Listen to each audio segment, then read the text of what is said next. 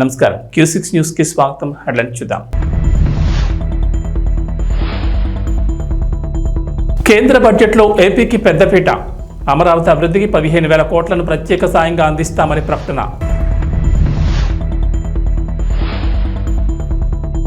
నేటి నుంచి తెలంగాణ బడ్జెట్ సమావేశాలు. పలు కీలక బిల్లులను సభలో ప్రవేశపెట్టనున్న ప్రభుత్వం.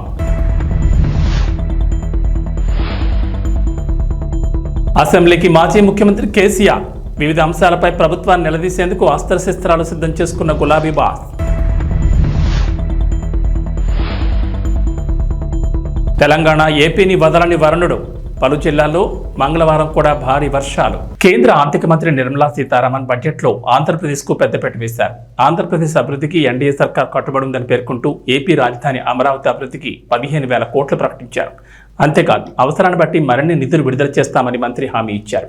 ఈ మేరకు లోక్సభలో మంత్రి నిర్మల మాట్లాడుతూ ఆంధ్రప్రదేశ్ పునర్వ్యవస్థీకరణ చట్టానికి తమ ప్రభుత్వం కట్టుబడి ఉందని స్పష్టం చేశారు. ఈ ఆర్థిక సంవత్సరంలో అమరావతి అభివృద్ధికి 15,000 కోట్లను ప్రత్యేక సాయంగా అందిస్తామని చెప్పారు. దీంతో పాటు అమరావతి అభివృద్ధికి అవసరాన్ని బట్టి మరిన్ని నిధులు ఇస్తామన్నారు. పోలవరం ప్రాజెక్టును త్వరితగతిన పూర్తి చేయడానికి ఏపీ ప్రభుత్వానికి సహాయ సహకారాలు అందిస్తామని అన్నారు. ఇక రాయలసీమ, ప్రకాశం, ఉత్తరాంధ్ర జిల్లాల అభివృద్ధికి ప్రత్యేక ప్యాకేజ్ కింద నిధులు విడుదల చేస్తామని కేంద్ర ఆర్థిక మంత్రి బడ్జెట్ ప్రసంగంలో వెల్లడించారు. విశాఖ, చెన్నై కారిడార్లో, కొప్పర్తికి, హైదరాబాద్, బెంగళూరు కారిడార్లో ఓర్వకలకు నిధులు కేటాయించామని వివరించారు. Pradesh Reorganization Act. Our government has made concerted efforts to fulfill the commitments in Andhra Pradesh Reorganization Act, recognizing the state's need for the capital, recognizing the state's need for a capital. We will facilitate special financial support through multilateral development agencies. In the current financial year, 15,000 crore rupees will be arranged with additional amounts in future years.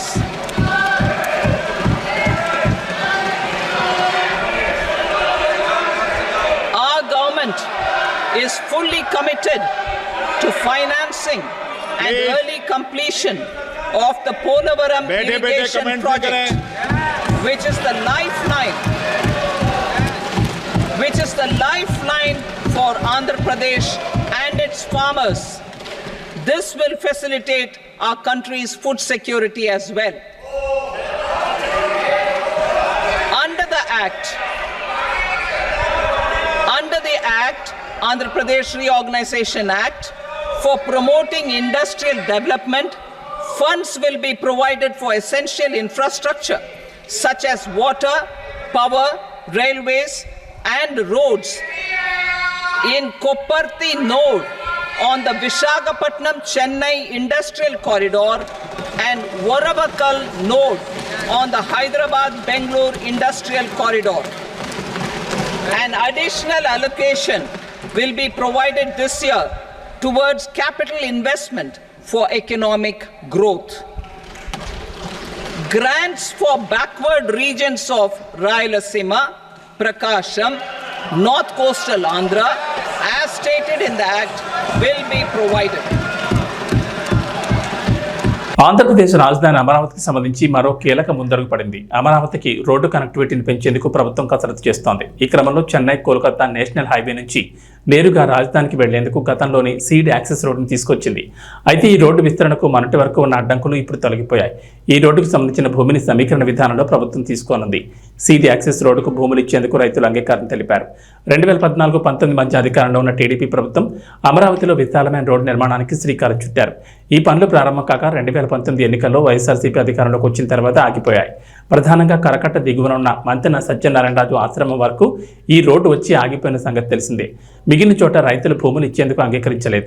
వారు కోర్టును ఆశ్రయించారు. ఏపీలో కూటమి ప్రభుత్వం అధికారంలోకి వచ్చిన తర్వాత గత నెలలో ముఖ్యమంత్రిగా నారా చంద్రబాబు నాయుడు ప్రమాణ స్వీకారం చేయడంతో అమరావతికి ప్రాధాన్యం ఇచ్చారు.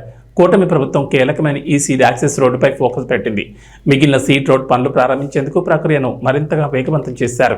ఆంధ్రప్రదేశ్ అసెంబ్లీ సమావేశాల్లో ఆసక్తికర పరిణామాలు జరిగాయి. అసెంబ్లీ తొలి రోజు మంత్రి నారా లోకేష్, బీజేపీ ఎమ్మెల్యేల మధ్య ఆసక్తికర చర్చ జరిగింది. సభలో ముందుగా గవర్నర్ అబ్దుల్ నజీర్ ప్రసంగం అనంతరం సభ వాయిదా పడింది. ఆ తర్వాత మంత్రి నారా లోకేష్ బీజేపీ ఎమ్మెల్యేల దగ్గరకు వెళ్లి పలకరించారు. కాఫీ తాగుదామని తన ఛాంబర్లోకి ఆహ్వానించుకుంటూ వెళ్లారు. అలా ఇరు పార్టీల నేతల మధ్య ఆసక్తికరమైన చర్చ జరిగింది. ఏపీలో కొందరు వైఎస్ఆర్సీపీ నేతలు బీజేపీలో చేరాలనుకుంటున్నారనే అంశం తెరపైకి వచ్చింది. వైఎస్ఆర్సీపీ ఎమ్మెల్సీ తోట త్రిమూర్తులను బీజేపీలో చేర్చుకోబోతున్నారని, జిల్లాలో విస్తృతంగా ప్రచారం జరుగుతోందని, అది వాస్తవమేనా అని మంత్రి సత్యకుమార్ను అనపర్తి బీజేపీ ఎమ్మెల్యే నల్లమల్లి రామకృష్ణారెడ్డి ప్రశ్నించారు. తనకు తెలిసిన సమాచారం మేరకు అలాంటిదేమీ లేదని సత్యకుమార్ బదులిచ్చారు.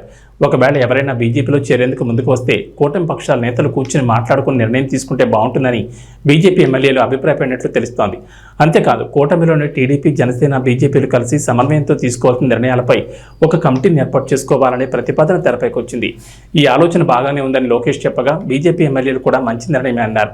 మొత్తానికి ఏపీలో వైఎస్ఆర్సీపీ నుంచి వలసలు ఖాయమనే చర్చ జరుగుతోంది. కొందరు నేతలు టీడీపీ, జనసేన, బీజేపీ వైపు చూస్తున్నట్టు చెబుతున్నారు.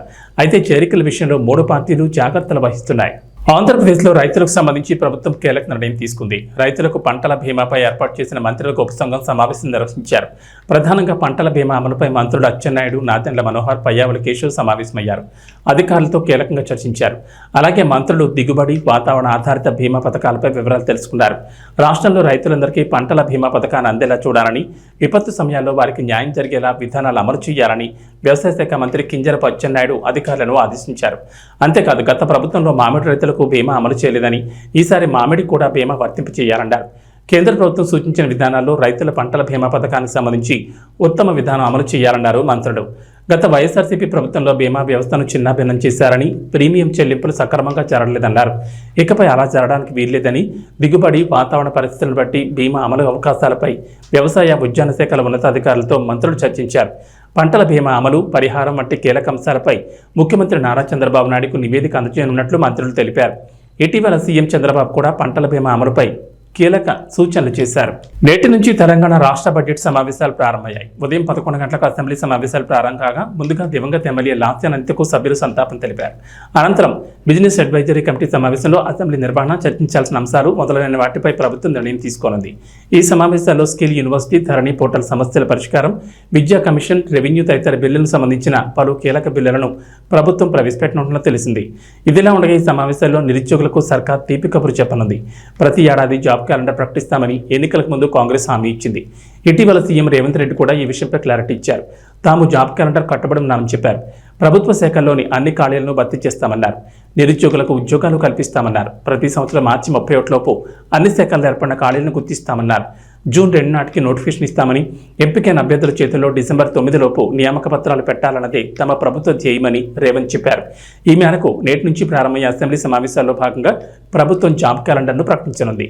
దాదాపు 50,000 ఉద్యోగాలతో ఈ క్యాలెండర్ ఉంటుందని అంచనా వేస్తున్నారు. దీంతో నిరుద్యోగుల్లో కొత్త ఆశలు సిగురిస్తున్నాయి.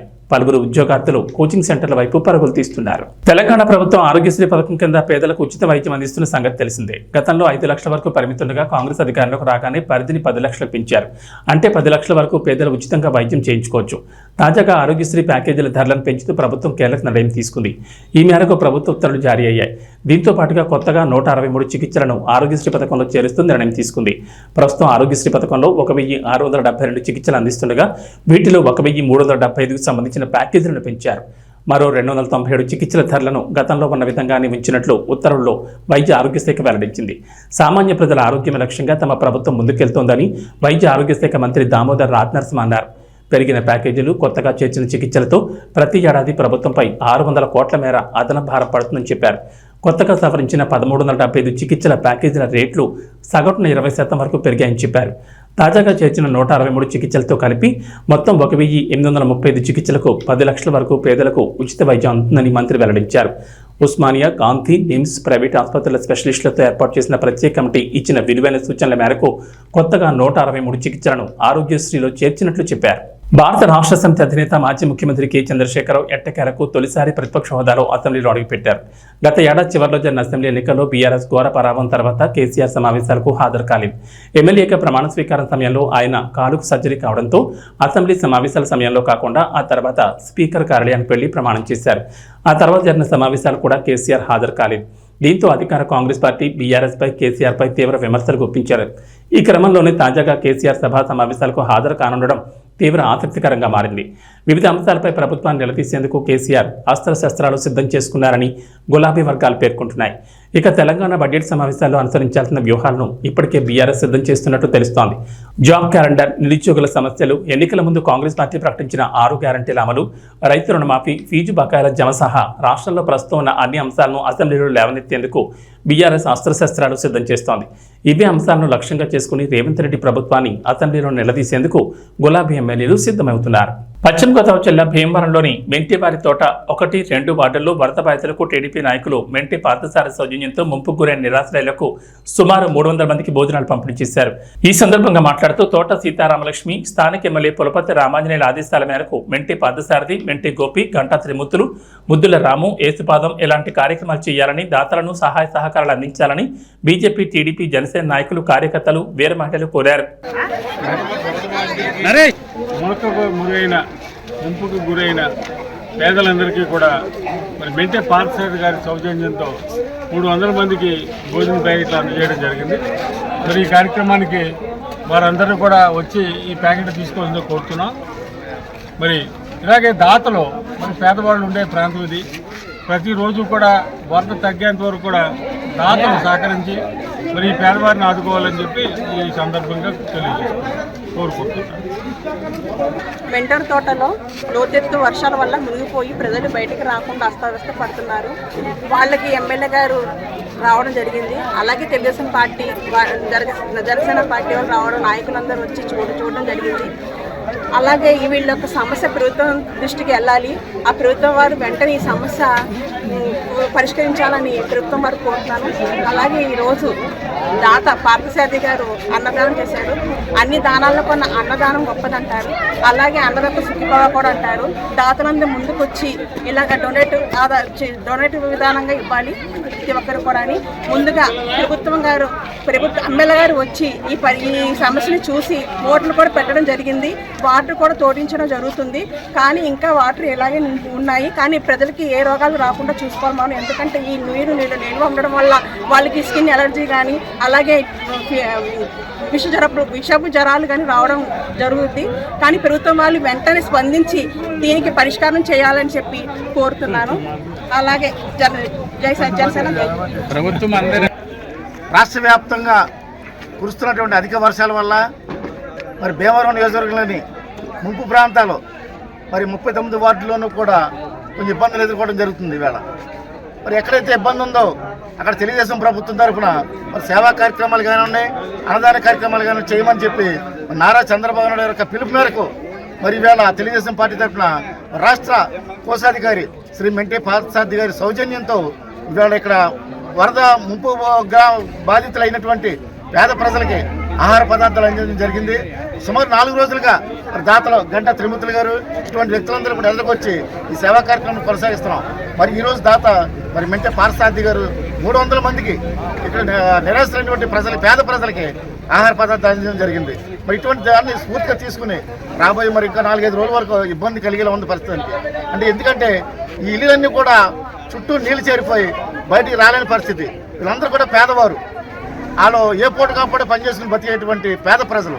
అటువంటి వారికి పనిచేసుకోవడానికి అవకాశం లేనందువల్ల మరి ఆహార పదార్థాలు తెలుగుదేశం పార్టీ తరఫున జనసేన నాయకుల సౌజన్యంతో మేము ఈ సేవా కార్యక్రమం చేస్తున్నాం.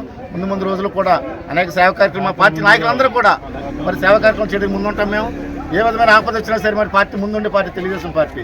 అటువంటి సేవా కార్యక్రమాలు మేము ఇవాళ ఇంకా కొనసాగిస్తామని చెప్పి ఇంకా దాతలు ఇటువంటి వారిని ఆదర్శంగా స్ఫూర్తిగా తీసుకుని ముందుకు రావాలని చెప్పి సహాయ సహకారం అందించాలని చెప్పి కోరుకుంటూ సెలవు తీసుకుంటాం. సుమారు 4 రోజులు 5 రోజులు బట్టి అకాల వర్షాల వల్ల రాష్ట్రంలో పంటలు చాలా నష్టపోవడం జరిగింది. అలాగే ఇక్కడ 1, 2 వార్డు అలాగే 35, 36 వార్డు కూడా బాగా పల్ల ఏరియా అవుతుంది వల్ల పక్కన మాకు మా భీమవరంలో ఎరందూరు కాలువ మురికాలు ఉండటం వల్ల వాటర్ కోటింగ్కి బయటకు వచ్చేసి అలాగే మిరమిర కోడు కూడా వాటర్ ఉప్పొంగి రోడ్డు మీద రావడం వల్ల ఇక్కడ పల్లం ప్రాంతం అయ్యి ఇక్కడంతా కూడా పేదవారు నివసంతో ఉంటారు. వాళ్ళకి చాలా ఇబ్బందిగా ఉండడం, అలాగే ఇళ్లలోకి వాటర్ రావడం జరిగింది.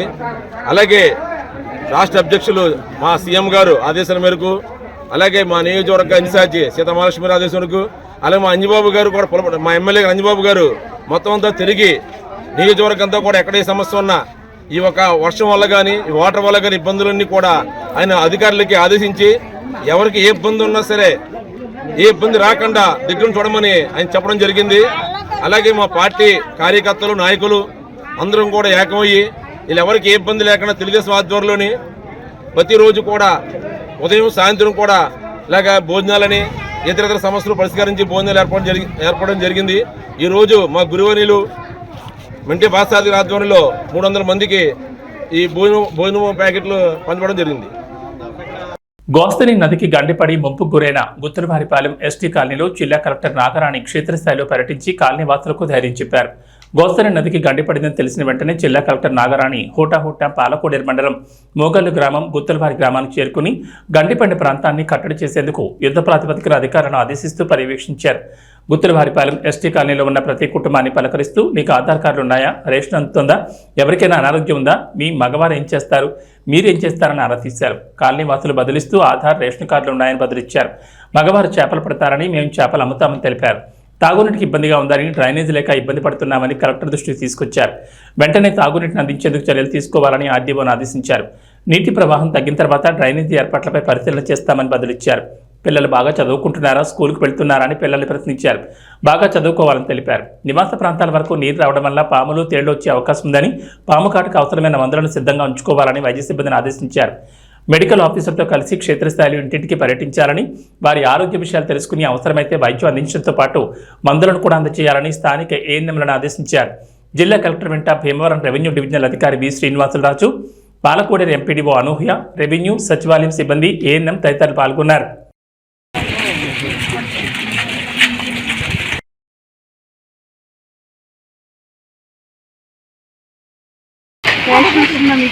రేషన్ కార్డు ఉందమ్మా, బియ్యం అన్ని ఇస్తున్నారా బాబు? వీళ్ళకి అన్ని రేషన్ కార్డులు ఎవరికి ఇళ్లలోకి ఇక్కడ ఏం రాలేదు. అక్కడ వైట్ గా కనిపిస్తుంది అక్కడ కనిపిస్తుంది. అవును మేడం.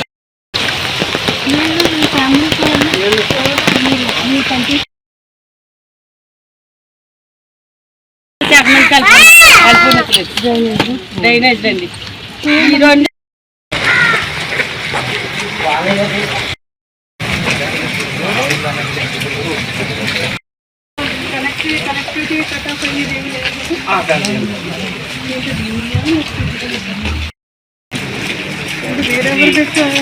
రేయ్, ఆడని ఎవరికైనా చూపించండ్రా, కూర్చోబెట్టి చెప్పండ్రా బాబు. ఇది సీతమ్మ వాకిట్లో సిరిమల్ల చెట్టు సినిమాలో డైలాగ్. ఎందుకో కానీ నెట్ఫ్లిక్స్కి ఇది కరెక్ట్గా సెట్ అయిపోతుంది. ఎందుకంటే తాజాగా మోడర్న్ మాస్టర్స్ అనే డాక్యుమెంటరీ ట్రైలర్ను రిలీజ్ చేసింది నెట్ఫ్లిక్స్. డైరెక్టర్ ఎస్ఎస్ రాజమౌళిపై ప్రతిష్టాత్మకంగా తీసిన డాక్యుమెంటరీ ఇది. ఇంత ఖర్చు పెట్టి తీసిన ఈ డాక్యుమెంటరీని డబ్బింగ్తో గబ్బు లేపింది నెట్ఫ్లిక్స్. దీంతో నెట్జన్లు ఈ ట్రైలర్ను తెగ ట్రోల్ చేస్తున్నారు. అసలు దీని సంగతి ఏంటో చూద్దాం. తెలుగు సినిమాను అంతర్జాతీయ స్థాయికి తీసుకెళ్లిన రాజమౌళిపై డాక్యుమెంటరీ అనగానే మన ఆడియన్స్తో పాటు పాన్ ఇండియా లెవెల్లో ఎంతోమంది ఆసక్తి చూపించారు. ఇక ఆగస్టు 2 నుంచి ఇది స్ట్రీమింగ్ అవుతుందని నెట్ఫ్లిక్స్ చెప్పినప్పుడు ఏం చూపించబోతోందా అనే ఉత్సాహం కూడా కలిగింది. అయితే నిన్న రిలీజ్ చేసిన ట్రైలర్ దెబ్బకి ఆడియన్స్ దండాలు పెడుతున్నారు. ఎందుకంటే ఇందులో రాజమౌళి గురించి మన తెలుగు హీరోలు ప్రభాస్, జూనియర్ ఎన్టీఆర్, రామ్ చరణ్ చాలా గొప్పగా చెప్పారు.